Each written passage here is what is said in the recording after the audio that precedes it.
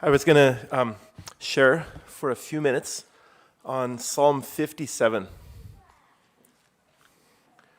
I'm going to focus pretty much the whole time on Psalm 57. I have one minor diversion. We're going to take a slight trip outside of that for one part of it, but for the most part, I'm going to see in Psalm 57. This psalm really encouraged me and blessed me this past week. And it's actually full of treasure. So I'm just going to share. We're going to go through Psalm 57, kind of through from the beginning to the end, and we're going to try to unpack some of the treasure that God has for us in His Word. So, and maybe just to start off with a little bit of an overview, what we're going to do is just so you guys know where we're going. The first 3 verses or so focuses on some amazing truths about God. So we're going to dig into that a bit. Verses 4 to 6, which is kind of like the second part, it's going to go through the test of faith. As we're wanting to grow in God, we're tested. Verse 7 which is part 3. What is our response when we're faced with trials? And then finally, verses 8 to 11 is going to be the conclusion, which is going to be the result, or the result of it. So let's start off in verse 1. And again, the first 3 verses is going to be showing some 3 amazing truths about God. And I just want us to look at it together. So let's start off in verse 1. In fact, I'm only going to do the first half of verse 1. Okay? So it says this. And by the way, Psalm 57 was written by David when he was fleeing from Saul and he had to take refuge in a cave. So he was at a very desperate time in his life. It wasn't all perfect life, everything was great. He was running for his life, and he was hiding from Saul in a cave. That's what it says when he wrote this psalm. So it's very good for us to have that context. He wrote this psalm in a time of desperation. So let's start off in the first part of verse 1. He says, "Be gracious to me, O God, be gracious to me." So I read that, and I thought, what is he asking for God? He's asking actually for God's grace. He's asking for God to be gracious, which is another way of saying he needs God's grace. So I thought about that, and I thought, what is the purpose of his grace for us? And one thing I thought of, which I think a lot of us would agree, God's grace is very simply his help for us. When we need help with something, whether it's overcoming sin, whether it's just help with something in everyday life, God's grace is there to help us. And I have one verse I'm going to go to talk a little further about that.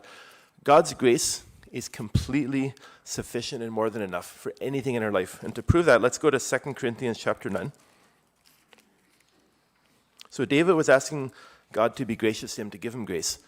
God's grace is there to help us with any trial, with any trouble, with any problem we have. And his grace is completely enough at all times. So to prove that, I'm just going to read one verse, 2 Corinthians chapter 9, and we're going to look at verse 8. God is able to make all grace abound to you. So having all sufficiency in everything, you can have an abundance for every good deed. So if we look at this, we see the word all twice. All grace, all sufficiency. And we also see the word abound listed twice. Abound to me means more than enough, right? If you have more than what you need, that's abounding.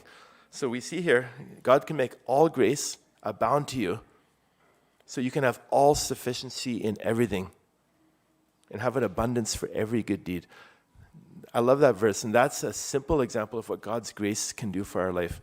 If there's anything we need help with, if there's anything we're struggling with, if we're struggling with temptation, with sin, if we're just struggling with being down or depressed about anything, God's grace is there to help us. And it's all sufficient for every need we have. And it can leave us with an abundance for every good deed. That means it can leave us with more than what we need for every good deed. One more comment about God's grace before we go on to the second point from Psalm 57. Who is God's grace given to? And I think a lot of us could answer that because we've heard that many times. But I'm going to go to James. It's good for us to hear that again. James chapter 2, verse 6.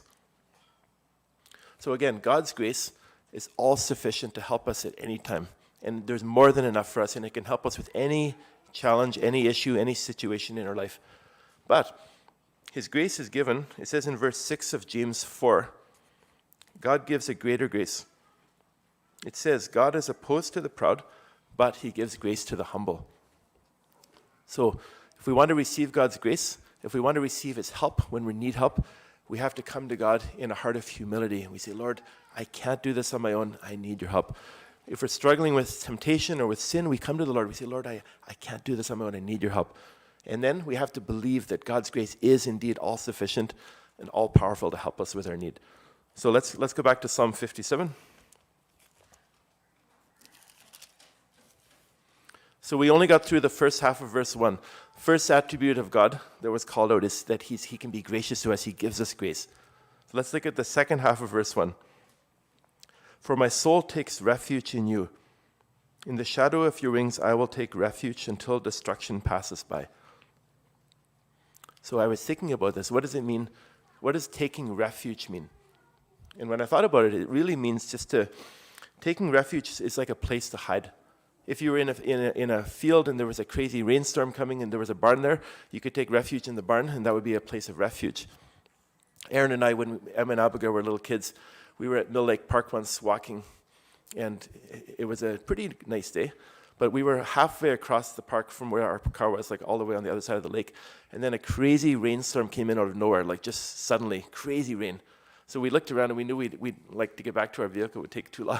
So we found this massive tree and it had a huge shade over it. So we just went under the tree and we stayed there for about 15 minutes until the rainstorm passed. And that tree to us was a place of refuge.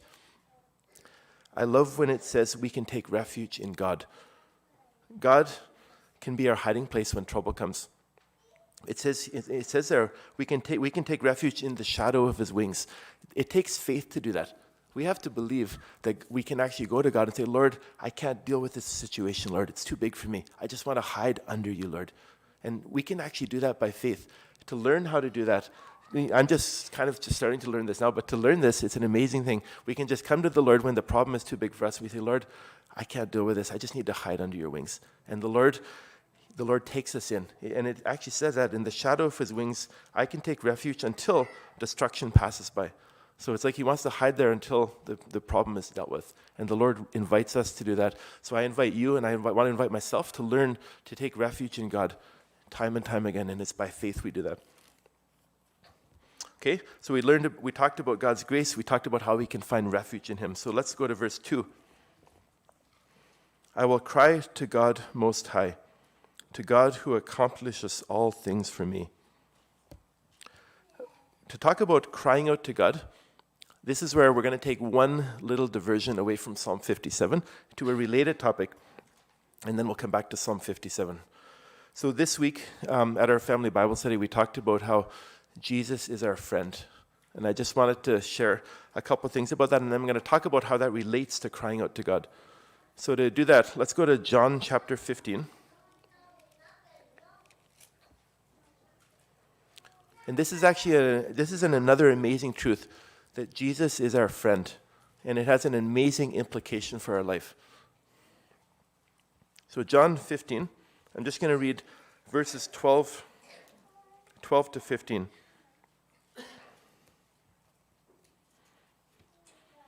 So Jesus says in John 15, verse 12, "This is my commandment, that you love one another, just as I have loved you. Greater love has no one than this, that one lay down his life for his friends." So here we see the first time Jesus is saying he'll lay down his life for his friends, meaning for us. He's calling us his friends. Verse 14, "You are my friends if you do what I command you." So there we see it again. We're his friends if we obey him. And verse 15, "No longer do I call you slaves, for the slave does not know what his master is doing, but I have called you friends. For all things I have heard from my Father, I have made known to you." So we see 3 times here, Jesus is calling us his friends. And what that means is, if he's calling us his friends, it also means that he's our friend. He's our friend. So take a moment and think about this for a moment. If you had the best, closest possible friend you could have in your life, you don't have to say this out loud, but what are some things in your mind you'd think about? What would this friend be like to you? To be the best possible friend, the closest possible friend to you, what attributes would that friend need to have? So I asked my kids that this week as well, as we wanted them to just think about that. Some of the things they came up with was, what would this close friend have to be like? They'd have to be loyal. They'd have to be understanding. They'd have to be willing to listen to you, willing to stick with you. There was a lot of different good things that came up with. So as I thought about that, think about this, guys. It says in Proverbs 18, there is a friend who sticks closer than a brother. Jesus is that best friend for us. And, I'm just starting to see this myself. He's our very best, closest friend. He understands us perfectly. He listens to us. He cares about us. And he is that friend that we should be able to come to. So the question is, if he's this close friend to us, what is the implication for us? What should our reaction be? So I'm going to read 2 other verses. So Psalm 62, verse 8. You don't have to flip there if you don't want, but Psalm 62, verse 8, it says, "Trust in him at all times, O people. Pour out your heart before him. God is a refuge for us." And there we see the word refuge again. But if Jesus is that close friend for us, and if he's closer to us than any other human friend we could possibly have, he cares for us, he loves us, he understands us perfectly, he's willing to listen, we can go to God and we can just pour out our heart before him. And we can just tell him all our concerns, we can tell him all our cares, we can cry out to him and say, "Lord, I don't know how to handle the situation, Lord, can you help me?" And we can just cry out to him with our heart. We can pour out our heart to him, and he's that close friend who cares about us more than any other human friend possibly could. I'll go to one more verse, and you don't have to turn here again. It's 1 Peter, where is it here? Yeah, 1 Peter chapter 5. It says, Humble yourself under the mighty hand of God, so he can exalt you at the proper time, casting all your anxiety on him because he cares for you." So the Lord, being that close friend to us, we can pour out our heart to him, we can cast our cares on him because he cares for us. And I'm just starting to see this, and I'm almost 45. And I think the sooner you guys can see God as that close friend, and you can go to him first, you can pour out your heart to him, you can cry out to him, that's a wonderful thing because he wants that for us. And we can go back to Psalm 57. And by the way, we don't have to turn there, but there was one example in Scripture of a lady who did that perfectly. There was a lady named Hannah in 1 Samuel, and she was really struggling in her spirit and in her soul because she didn't have a child for years. And, she wanted a child, she didn't have one, and then she ended up going to the temple to pray. And she was so distressed. it said she was pouring out her soul to God. She wasn't even talking verbally, like her mouth was moving, but no words were coming out. And then she actually told Eli the priest, she's like, I was so distressed, I was just pouring out my soul to God. And she was doing what we need to learn to do. When we're feeling distressed, we should come to God first and just learn that he's that good friend who cares. And he cares for us more than any other human friend could. So back to Psalm 57. So it says, "I'll cry to God Most High, to God who accomplishes all things for us. He'll send from heaven and save me. He'll reproach those who trample upon me, and he'll send forth his loving kindness and truth." So, closing verses 1 to 3, just to summarize it, God is gracious to us, and his grace is unlimited. We can learn to take refuge in God. He wants to be that place of refuge for us. And finally, we can cry out to God. And if we can see God as the friend who's closer than a brother, to me, some really amazing attributes about God that I want to remember. So moving on to verse 4. So, it seems like it shifts here in verse 4. And it seems like, sometimes trouble will come. Sometimes there'll be tests of faith we have to go through in life. And I see this is what's happening here to David. So let's read verse 4. "My soul is among lions. I must lie among those who breathe fire, even the sons of men whose teeth are spears and arrows and their tongue is a sharp sword."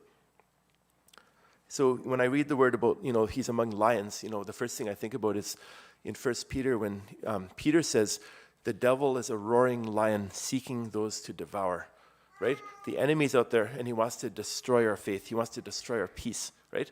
And I see when David describes this, that's the first thing I was reminded of. And then if we look in verse 6 here, he says, "They have prepared a net for my steps. My soul is bowed down." And when I thought about that, I thought, sometimes we can go through trials and we can get discouraged. That can there bowed down underneath us. What should we do? So let's see what David does here. And again, if you remember, this psalm was written when David was under risk of dying. He was running from Saul. Saul was trying to kill him. He was hiding in a cave. It was a desperate situation, much more desperate probably than a lot of the trials we face.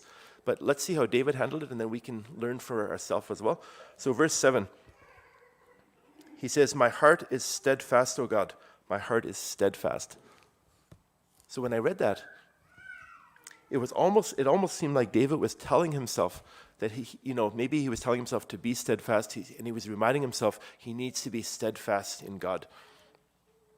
When I looked at the word steadfast, what does it mean? It means not moving, not yielding, not budging, just holding on tight, like without any change.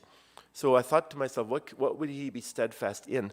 And one of the things I think he was probably needing to be steadfast in the very things that we read in verses 1 to 3. God's grace is fully sufficient for every situation, right? David was probably reminding himself of what he just shared. God is a perfect refuge for us. If I'm faced with any trouble, I can take refuge in God, right? And I can cry out to God at any time. God is my friend who's closer than a brother. I can call out to him and I can pour out my heart to him and he cares for me. David may have been reminding himself of those very things. And in doing so, his heart was steadfast in that truth. And I think that's something we can learn from that. A very quick example, and it may not be perfectly related, but sometimes we go to Cul de Sac to go camping, and there's a dock there and there's water, and sometimes we go on the dock with the little kids, and the kids know I like to sometimes grab them and just throw them in, and they don't like that. So if I'm on the dock with the kids and then they sense that might be happening, there's a ladder on the dock, and they run to the ladder and they grip the ladder with what I'd call a death grip. So then if I'm going to go to them, like I'm not able to get them, and they grip so tight like a death grip, it's almost impossible for me to even grab them and throw them in. So when I thought about that, I was thinking that's like holding on to God's truth so tightly is a similar thing. Like we're holding on immovable, we're steadfast, and we're holding on to that God loves us. His grace is sufficient for me. I can hide in him, and if we do that, if we hold on that tightly, we're going to be able to get through the trial, and our soul, if it's bowed down, is going to be able to rise up again. And finally, the conclusion. So what is the result? David reminds himself of God's truth. David's faced with trials. David reminds himself that his heart is steadfast. He needs your loving kindness is great to the heavens and your truth to the clouds. Be exalted above the heavens, O God. Let your glory be above all the earth. It's a wonderful thing here. We see David concluding with praise to God. Even though he's in the midst of a extremely dangerous situation, he's in a cave, he's hiding from Saul, his life could be in danger, because he's refreshed himself with God's truth and he's steadfast, his worry, his soul being bowed down, turns into praise to God. And I just thought that was a marvelous thing. If we're feeling discouraged, if we're in a place where we're feeling hopeless, we're feeling like we're not going to be able to manage, we should do what David did. We should remind ourselves of God's promises. We hold on steadfastly to them.